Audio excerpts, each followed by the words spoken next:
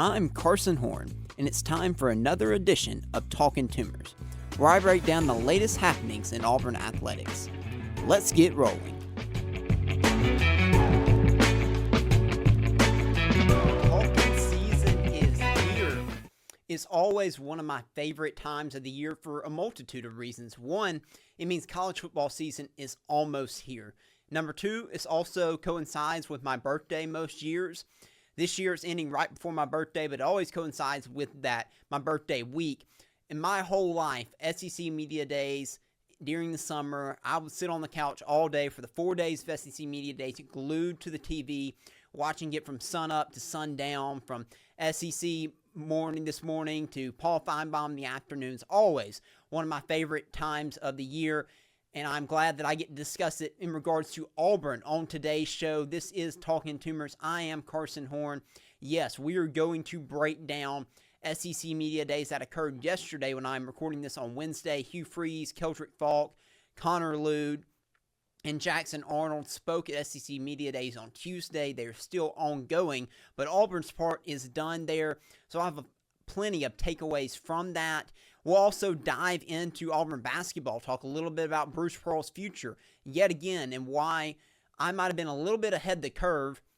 I didn't realize it at the time on Bruce Pearl's future. We'll discuss that. We'll also continue our summer opponent preview, diving into Kentucky on this week's show. So plenty to get into on this week's episode. So let's get into SEC Media Days now. Let's begin with that. So, what was my takeaway? What was my reaction to Auburn at SEC Media Days? Well, why don't I just play this clip? I got Auburn football pumped up. We are ready to play. We're going to win the SEC. We're going to win the SEC. If you are listening on podcast and did not get to see that clip, that was a young version of me. I believe around 8 or 9 years old. In that clip, I was very excited about Auburn football and the year that Auburn football was going to have.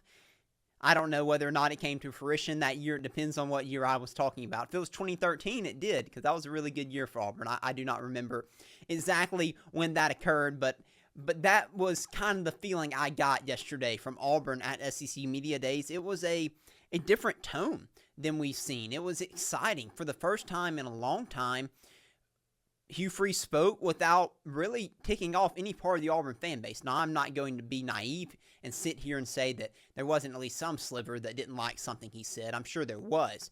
But the vast majority of the fan base was fairly pleased with what Hugh Freeze had to say yesterday.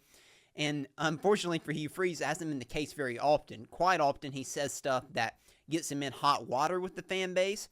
But yesterday was a good day. It was a good day for Auburn. And again, before everyone starts throwing out their caveats, I'll go ahead and address those first. Yes, I know it is just talk. That is why it is called Talkin' Season. Okay, I get that. I understand that. It doesn't matter what you say. What's going to matter are the results on the field. 100%. I am there with you. I completely agree with you. I'll go ahead and throw that caveat out there. But we are talking about Talkin' Season, so I'm going to go ahead and address some things that were said that I can take away from yesterday. So throwing that caveat out there so I don't have to address that anymore. So let's get into it. The confidence. That was the biggest thing I took away from yesterday. The confidence is there. It's something that's been lacking from Hugh Freeze in these last couple of years, and for good reason. He understood the situation that he took over at Auburn. He understood that the cupboards were bare pretty much roster-wise, and he made that known. We all know that. He was honest about that. And so I don't think he wanted to set expectations that he knew could not be achieved. He didn't want to come in here his first year chest out saying, yeah, we're going to compete for the SEC, when he knew that wasn't going to be possible. Auburn fans knew that wasn't going to be possible. But when you continued to hear shaky confidence from Hugh Freeze, even in year two, that was when Auburn fans began to get a little bit frustrated. Like, okay, you've been here now, you've had time to start to build this thing. We want to hear more confidence. Well, then he had the comment, I believe it was in May, about we at least have to make a bowl game. And some argued that was taken out of context, and that's fair. We discussed that then at the time. I didn't think it was a very good answer from Hugh Freeze. I didn't think it expressed confidence like it needed to for a fan base that is desperate for some excitement and some confidence. And it was not the best comment at that time. Well, this was different. Hugh Freeze expressed confidence up to the point to say that Auburn could possibly be a playoff team this year. Let me read that quote verbatim from the podium yesterday from Hugh Freeze. He said, quote, "I truly believe that in the playoff run, we're going to be in this discussion because I love this team. I think we've got to stay healthy, and we need the ball to bounce our way a couple of times this year instead of against us. I'm sure. But that's our full expectation. We embrace the fact that this is what Auburn should be in those talks year in, year out." Really good quote. Really good quote from Hugh Freeze, and he's exactly right. It is good to see him embrace those expectations. That's something that he says often, that he doesn't feel the pressure, that he embraces the expectations, and he understands those expectations. I do believe that is true, but it's good to hear him say that, to hear him say the word playoffs, and understand that, yes, that is exactly what Auburn fans expect and should expect year in, year out. You're talking about a 12-team playoff now. If Auburn prides itself on being one of the top 15 football programs in college football, then absolutely that should be fair expectations for you to compete in the SEC and to compete for a playoff spot year in and year out. Auburn hasn't been anywhere close to that the last several years, and that's why it's hard to believe that Auburn could be anywhere close to that this year. But what has been does not necessarily mean what will be in the future. And Auburn has a talent roster this year that really, I believe, is a top 15 talent roster in college football. So you have that, you have the resources, you have the support that Auburn has. It is fair to expect for Auburn to be in that conversation. If you're in that conversation, that means you're at least a top 25 team. If you're in a top 25 team and you win 9 games in the SEC with an SEC schedule, you're absolutely going to be in that conversation. Will it result in you getting in the playoffs? Not necessarily, but you're going to be in that conversation. So those are fair expectations for Auburn in year 3 under Hugh Freeze with the talent roster that Auburn has. It's fair that Auburn fans and that Hugh Freeze himself should expect this Auburn team to be in the conversation, to have a chance to make the playoffs, to be able to compete in the SEC. Again, it's hard for Auburn fans at this point, and it's hard for those on the outside looking in that aren't Auburn fans to wrap their minds around that because of how poor Auburn has been. But we have to be honest with, again, this roster is not what it has been. This roster is really good. The results won't necessarily follow, and we can have a debate on whether or not that will happen, and I'll make my predictions later on, not in today's show, but later on in July or into August. But the roster is good enough for these expectations and to have these expectations, and it was good to hear Hugh Freeze discuss that. Another takeaway I had, staying on the similar topic of confidence, is that Hugh Freeze and Jackson Arnold seem to be on the same page, at least based on what they said. They both shared how there's more comfort here, that Jackson Arnold understands the system that Hugh Freeze wants to run. Hugh Freeze sounded confident that Jackson Arnold is the right fit for this offense. He mentioned, as far as specifics go, that Jackson Arnold understands the RPO. He understands the reads that need to be made. He understands the details and the intricacies of the offense because he ran it some in high school. He did some at Oklahoma. They also did some things differently there. But there seemed to be some cohesion there that maybe was lacking with Hugh Freeze and with Peyton Thorne the last 2 seasons that maybe won't be lacking this upcoming year. Again, as I said at the start, this is all talk. We'll see how the results follow, but it seems to be that Hugh Freeze and Jackson Arnold are on the same page and are comfortable with each other, and I think that's going to be really good. Hugh Freeze mentioned that this offense this year should be look like the most like a Hugh Freeze offense has in the first 3 years now, more so than the last 2 years, and now in year 3. It's going to be a lot of quick passes. RPOs lead to quick passes. You're going to run the football, and you're going to take deep shots. That's what Jackson Arnold mentioned yesterday, and that's what Hugh Freeze mentioned, and that is his offense. And we should see more of a true Hugh Freeze offense this year. We saw it some last year, but he still did things that he wasn't necessarily comfortable with, I think, because of the skill set of the offense. This year, I think you'll see a true Hugh Freeze offense, and I look forward to seeing how that plays out. As for the offensive line, Connor Lew spoke to this. Hugh Freeze spoke to this. This should be the best, and even Keldrick Falk, I think, spoke to this. This should be the best offensive line that we've seen at Auburn in years. I've been saying it now for months. Others have been saying it as well. I have high expectations for this offensive line. Connor Lew spoke again on cohesiveness of this unit. You have multiple returning starters along the offensive line. When you talk about Dylan Wade and Jeremiah Wright and Isaiah Miller and Connor Lew being 4 guys who are returning starters, then you add in 2 veteran offensive tackles. That was a place Auburn needed to get better, was at tackle. And you bring in Xavier Chaplin from Virginia Tech, and you bring in Mason Murphy from USC, 2 guys with plenty of experience. You add it to an already returning unit, and I think Chaplin and I think Mason Murphy should be able to slide into those roles and be able to develop chemistry rather quickly because they are veteran guys. So I'm excited about this offensive line. The depth, the quality depth, is better than it's been in years as well. Auburn's had depth last couple years, but it wasn't necessarily quality depth. You had a lot of guys who were about the same as far as skills go, but they weren't necessarily very good. I think you have quality depth. I think you have 7 or 8 guys this year along the offensive line that are quality SEC offensive linemen. And if that is the case, and if that ends up being true, Auburn's offensive line has a chance to be really good this year, and it sounded like Hugh Freeze believes it will be, and certainly Connor Lew believes it will be when he got to speak on it yesterday. Keldrick Falk said a lot as well. There wasn't much said about the defense. That was one takeaway I had. I think the reason for that was, one, offense is popular. Hugh Freeze is an offensive head coach. You have a new quarterback, so that leads to a lot of discussion about the offense, and the defense was pretty good last year, so therefore not many people are too concerned about that. But the little bit that was said about the defense, Keldrick Falk did have a quote where he believes Auburn can be the best defense in the country. I think that's a little far. I don't expect Auburn's defense to be the best defense in the country, but I like the high expectations there. He's high on Auburn's defense, as he should be, since he's a part of it. But one quote that did stand out for me from Keldrick Falk yesterday, I want to read it and then offer some commentary on it.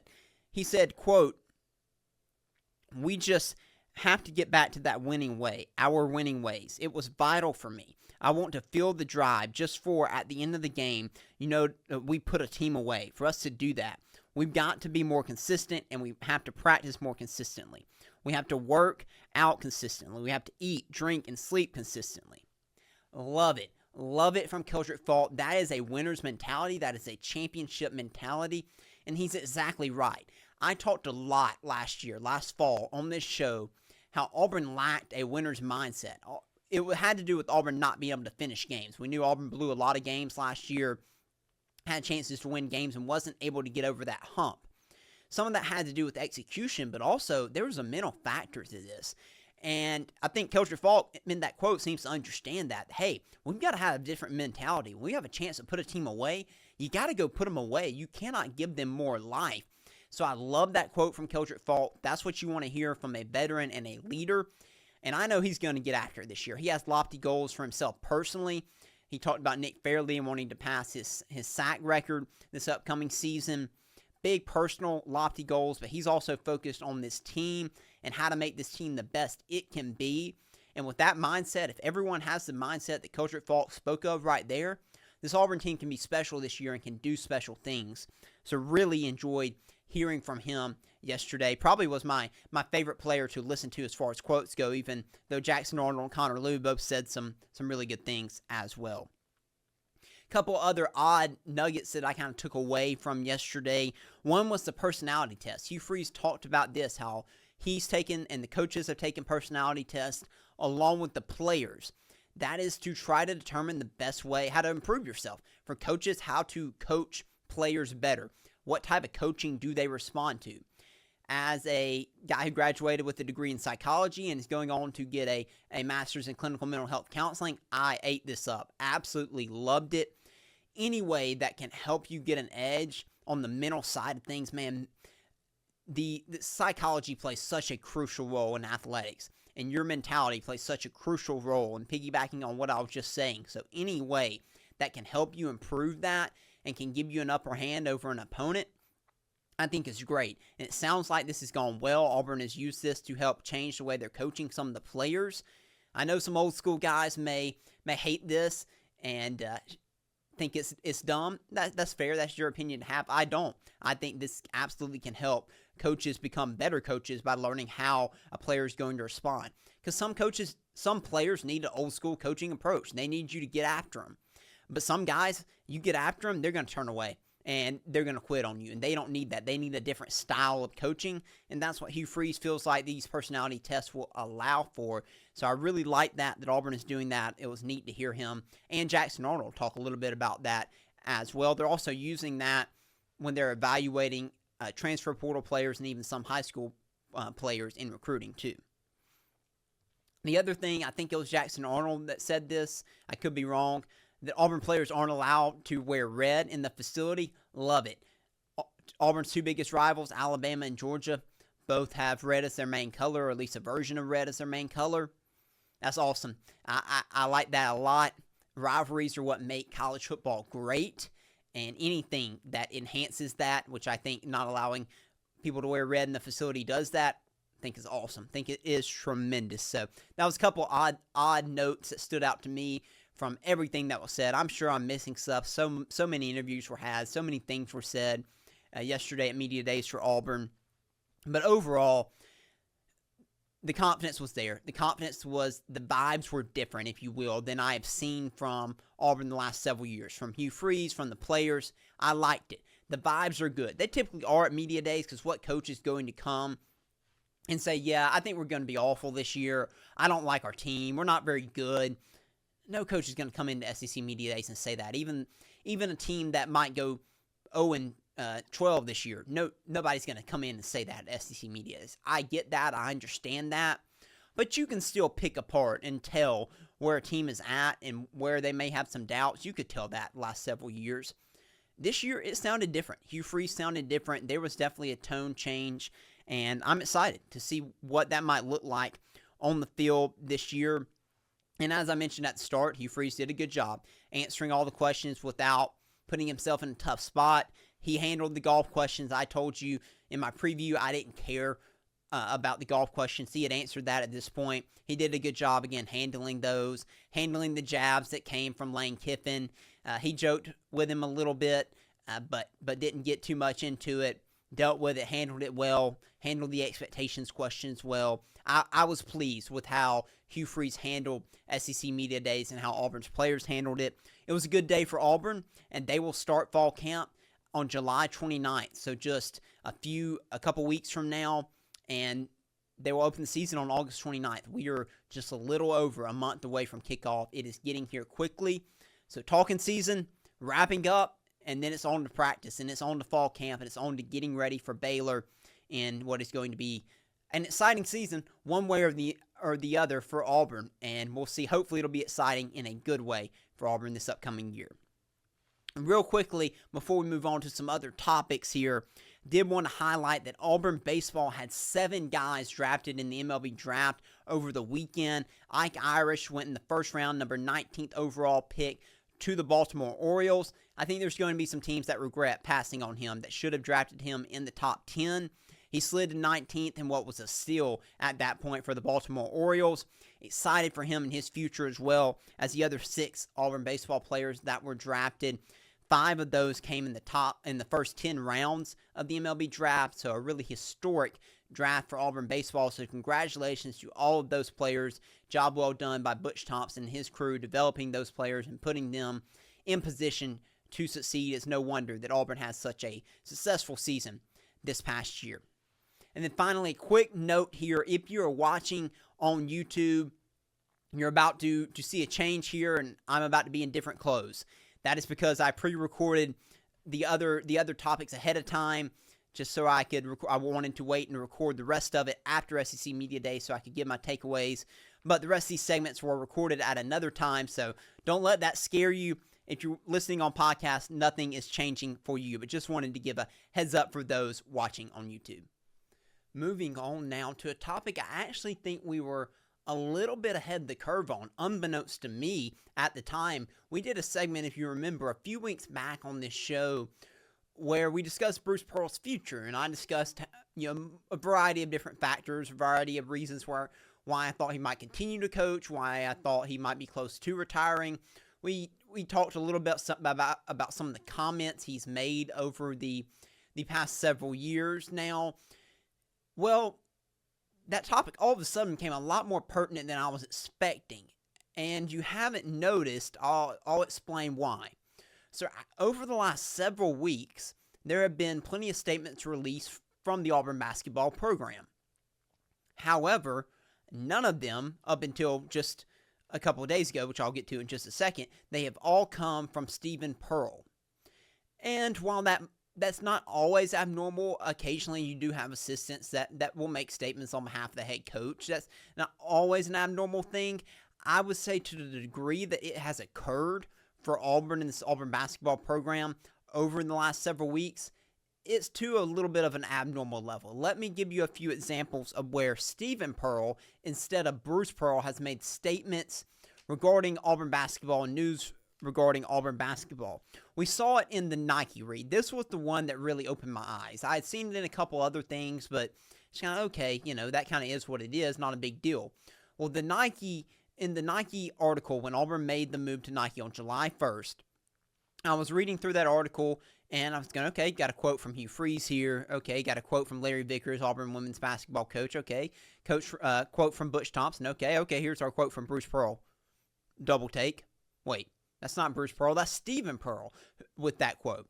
That was the one that raised my eyebrows a little bit, because here in this article, this is a major moment for Auburn athletics, moving from one brand to another. You have all the head coaches commenting on it. And yet, it was Stephen Pearl and not Bruce Pearl. He was the only head coach of the sports that Auburn used in this article to get quotes from, the only head coach that did not offer quotes. It came from an assistant in Stephen Pearl, of course, who is the associate head coach for Auburn now. So that one raised my eyebrows. But it wasn't just that. Stephen Pearl also spoke at the ambush event at Lake Martin right before the 4th of July. Again, there are assistants that do speak at this. It's from some of the other sports. But at this event, Hugh Freeze was there, and Butch Thompson, and Larry Vickers. So all of your head coaches were there, and then Stephen Pearl.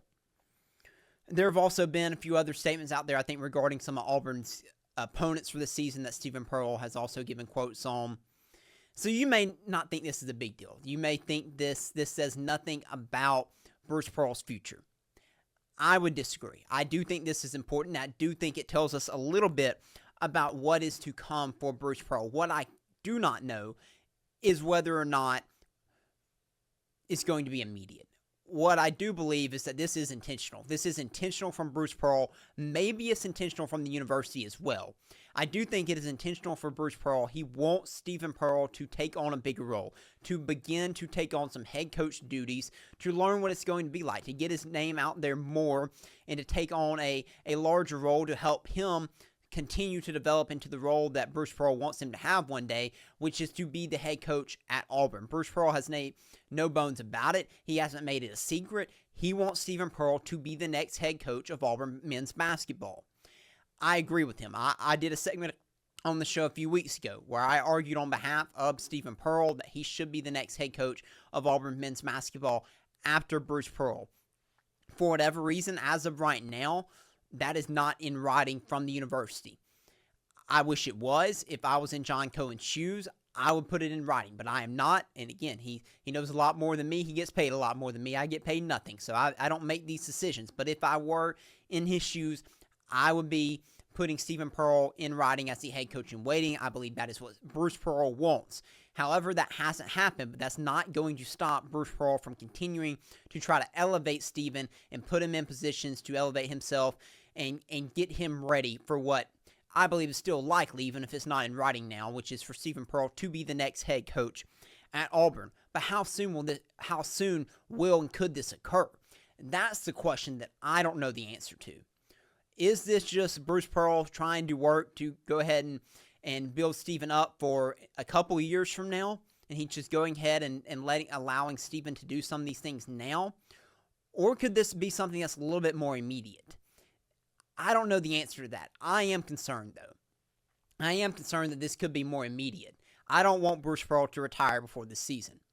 And I don't know that he will. I have no information. Don't hear me wrong on that. I have no information that Bruce Pearl is going to retire before this season. Point blank, I don't. But reading between the lines here, and because of some of the things that have occurred, I am nervous about what could possibly occur before the season tips off here in October with an exhibition game that was just announced this past week in Birmingham, or in November.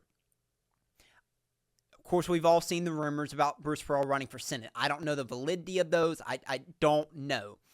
But it does make you wonder when you see the things that we've seen and Stephen Pearl seemingly taking on a bigger role in this Auburn basketball program and as far as media relations goes, it does make you wonder, is there some validity to that? Is Bruce Pearl truly considering retiring from Auburn basketball before this upcoming season? We'll find out. We'll find out soon enough. Again, I don't want to go any further than that because I don't want to speak on something I do not have information about. I'm just letting you know where I am right now and my feelings on this, and that is I am concerned. Just, again, trying to read between the lines like I'm sure all of you are doing out there. I am concerned about Bruce Pearl deciding to retire before this season, possibly run for Senate. I don't know. Do something else with his life. That I can't answer. But I am concerned based on some of the things I've seen. And not because I don't think Stephen Pearl is going to do a great job as Auburn's men's basketball coach. I do think he will. But like all of you, I don't want to see Bruce Pearl retire, especially not at this point.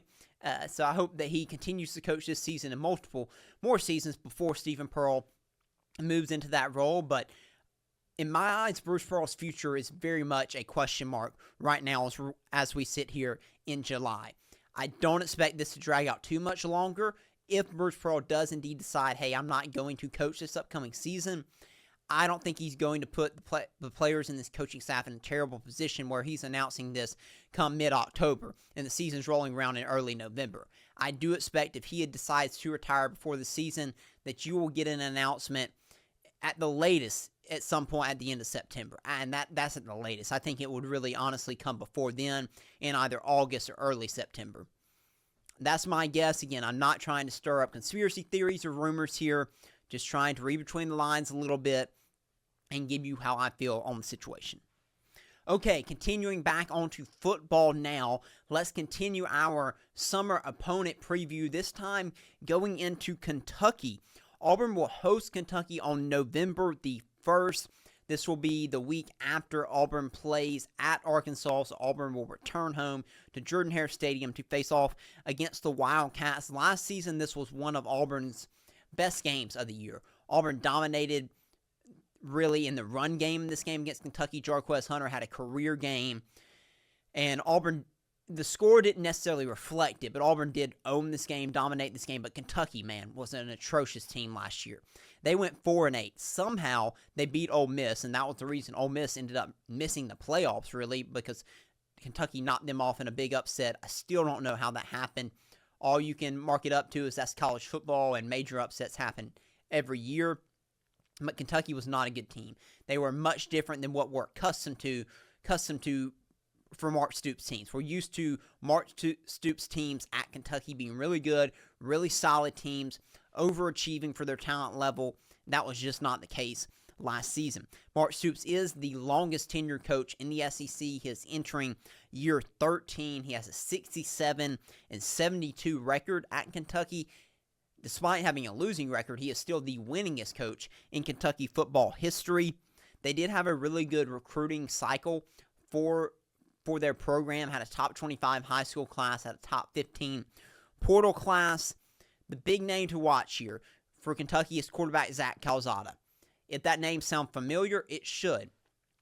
During the Brian Harsin era, Zach Calzada was brought in to replace Bo Nix after he transferred to Oregon. Well, Zach Calzada never played a snap of football for Auburn. He had a shoulder injury, could not recover, did not play the season. Just one of those, it was a very odd situation. Very odd situation. He came in, the expectation that he would be the starter. Health issues knocked him out. We don't want to go back to that year. That was not a fun year for Auburn fans. But anyway, Zach Calzada went to JUCO after that. Had a really good year last year at a really JUCO powerhouse, Incarnate Word.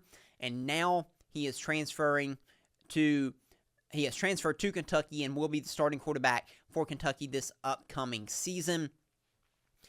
They're banking on him panning out. Their last two transfer quarterbacks have not panned out. The last one that really panned out for them was Will Levis, and it just hasn't worked the last couple years, and that's why they have struggled. Can they get solid quarterback play out of Zach Calzada? If they can be improved offensively. You pair that with what is typically a solid defense under Mark Stoops at Kentucky, then you could get a Kentucky team that once again overachieves a little bit for their talent level this upcoming season. They also add 3 transfer offensive linemen to what was a pretty poor offensive line last year for Kentucky. They added Alabama transfer wide receiver Kendrick Law, so that'll be another weapon for Zach Calzada. They lost a couple really solid receivers from last year's team that you didn't really get to see much of because of their poor quarterback play, but they did have some talented guys out wide they'll have to replace this year. They do have a veteran defense. I was just mentioning that if they can be improved offensively, their defense is good enough to be a solid team this year and to overachieve a little bit. They have 7 out of the 11 guys on their starting defense are seniors.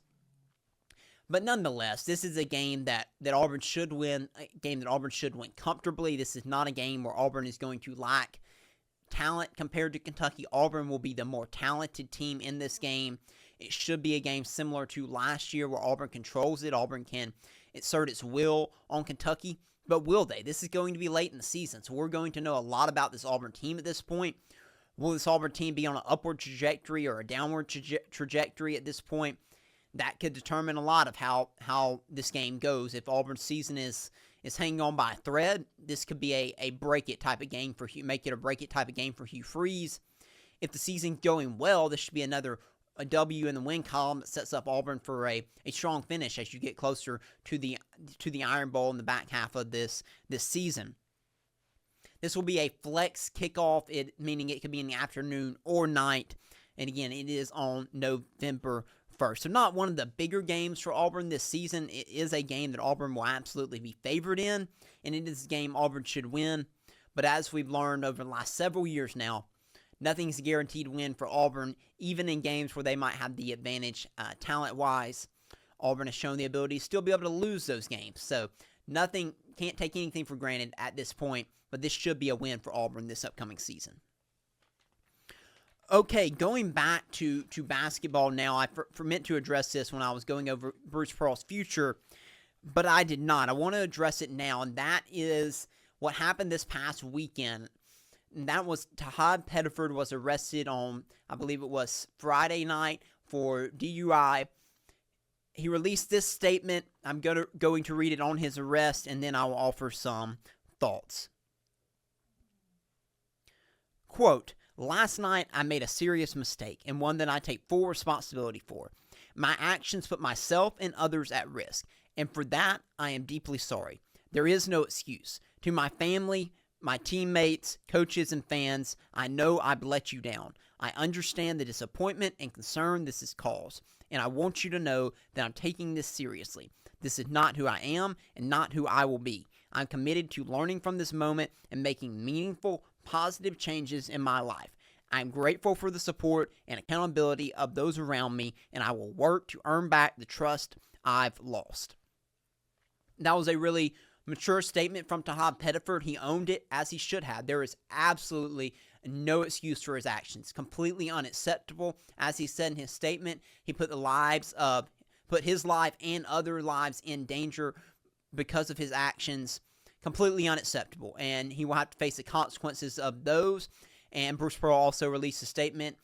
The gist of it was that they were aware of the situation and would be handling it internally. I don't know what punishment will be ahead for Tahad Pettiford, but I'm sure it will be severe. I do not know if it will extend all the way up to the season and result in him having a suspension at any point. That I don't know. That will be decided by, of course, the Auburn coaching staff and Tahad Pettiford. He's 19 years old. Mistakes happen. I understand that. But this one is a grave one. And he is lucky that nothing worse happened besides him just being arrested, that he did not injure himself. So we're grateful for that. But this was completely unacceptable. And Tahad now, he's entering his sophomore season. He is a guy that others are going to look to be the leader because he is the only returning player from last year's team. His actions mean more now. And that's the point I'm trying to make here. And he has to live up to that. It's a lot. It's a lot to be on the plate of a 19-year-old. I understand that. But you're the leader of this Auburn basketball team now. And other guys are going to be looking to you. The freshmen that are coming in are going to be looking to you. Even the transfers that are coming in that might even be older than you are still going to be looking to you as leader. Your actions matter, and they also matter, and they affect those that are fans, as he mentioned, those that support you and watch you and that want to see you succeed. It affects everyone when you're the type of player you are now. College athletes can't really be treated the same anymore because of the money that they get paid now. They have a lot more responsibility put on their shoulders. Fair or not, it's what comes with this era that we are living in now.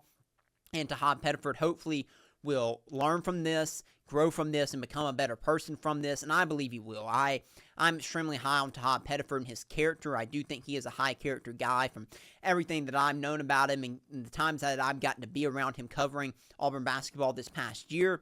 I do believe he made a mistake like we all do.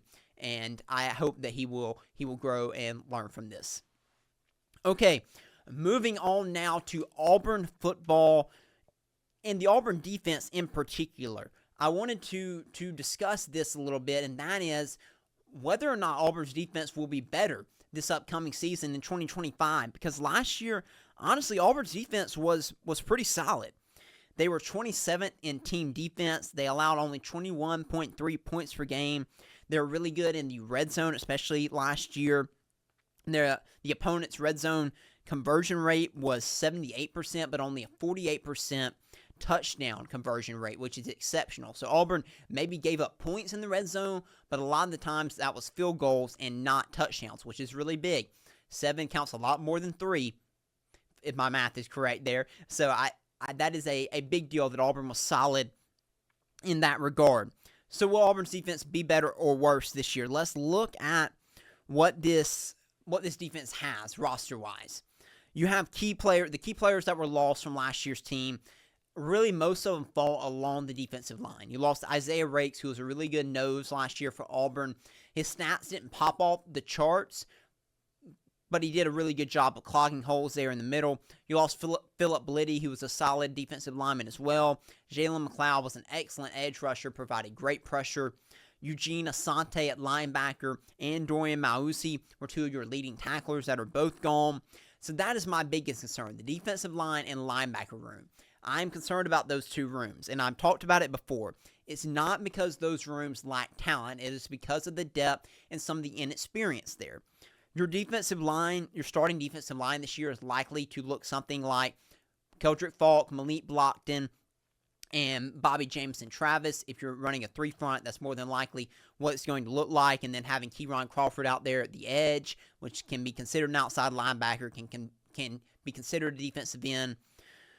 That's a really solid group. I really like that group a lot, but I am concerned about the depth after that. You have Amaris Williams, who I think is poised to take a big step in his sophomore season now for Auburn. He played sparingly last year, was a 5-star recruit coming out of high school. He'll be behind Keldrick Falk. Could you see him on the field some together? I think that's entirely a possibility. Dallas Walker was a transfer Auburn added in from Western Kentucky. You have Zeke Walker in his 5th year playing that defensive end position.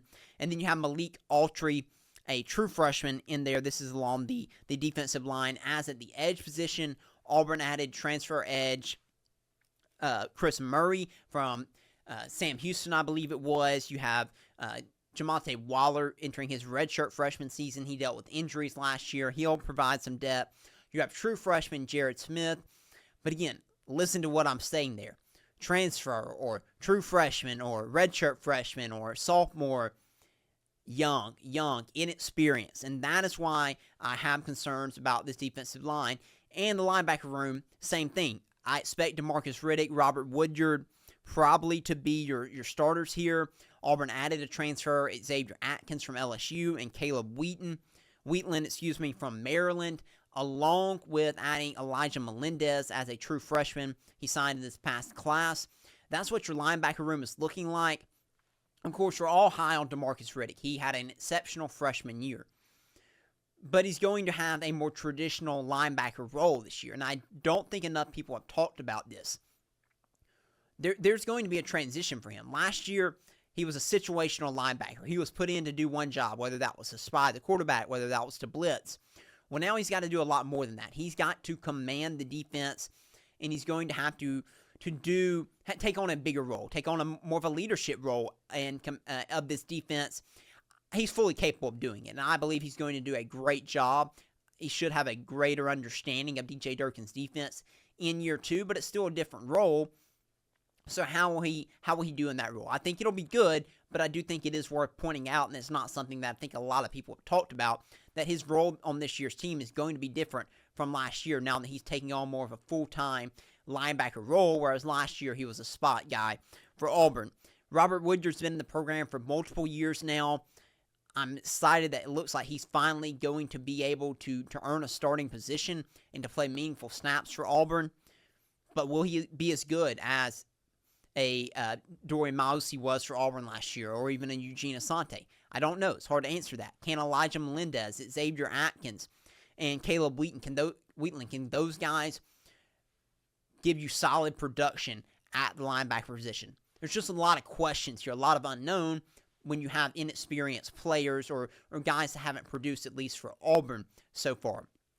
As for the secondary, I really like that. That you have a little bit more returning production here. It's still young, yes, but more returning production. You have Jalen Crawford, returning cornerback. He's been outstanding. Kayan Lee has had his struggles at corner, but still a guy who has played multiple years now at Auburn. You have Blake Woodby as a true freshman at corner that could play some snaps there. Auburn added a veteran transfer corner in Radon Strader from Miami, Ohio, one of the top corners in the transfer portal. Proven production there. And your safety room, you have Caleb Harris returning, who played a ton last year as a true freshman. You have Sylvester Smith, also played a good bit last year. Champ Anthony should be returning from injury. He was really good last season before that horrible injury in the Arkansas game. Looking forward to seeing him get back on the field. Super excited for him. I know he cannot wait. He put in a lot of effort, I'm sure, and time in his recovery, so he deserves the reward of getting out on that field again and playing for Auburn. And you also have two really good freshmen coming in New Boy or Anquan Fagans, and then Eric Winters, who could also push to play those safety roles this year for Auburn. And then Auburn also recently added Jacoby Matthews, a transfer from Texas A&M. This was a late addition. Didn't happen, but I believe 2 weeks ago now. He was originally from Texas A&M, did not play anywhere last year, had to get his academics sorted out, but now he is transferring to Auburn. Hugh Freeze talked about him a little bit, said that he understands this is his last chance. He's had some struggles, and he understands the opportunity that's been presented to him at Auburn, and I believe he's going to make the most of it. When he's on the field, he's a very talented and a very good player. He has 66 tackles, 8 pass breakups in 2 seasons at Texas A&M, and he has potential to add some veteran depth to a young but talented secondary for Auburn, so I love this addition. So I do really like Auburn's secondary. My question mark is with the front seven, and that is the D-line and the linebacker room. And that is why I tend right now to lean Auburn's defense to answer my question that I posed at the start of the segment.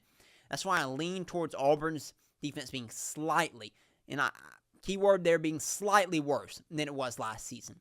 I don't think it's going to be majorly different one way or the other. I don't think it's going to be a whole lot better or a whole lot worse. But if I had to predict right now, I think it'll be slightly worse, which isn't a bad thing. If the offense takes a step forward and the offense is better than it was last season, if the defense tapers off just a tad, that's not going to be the end of the world, I don't think.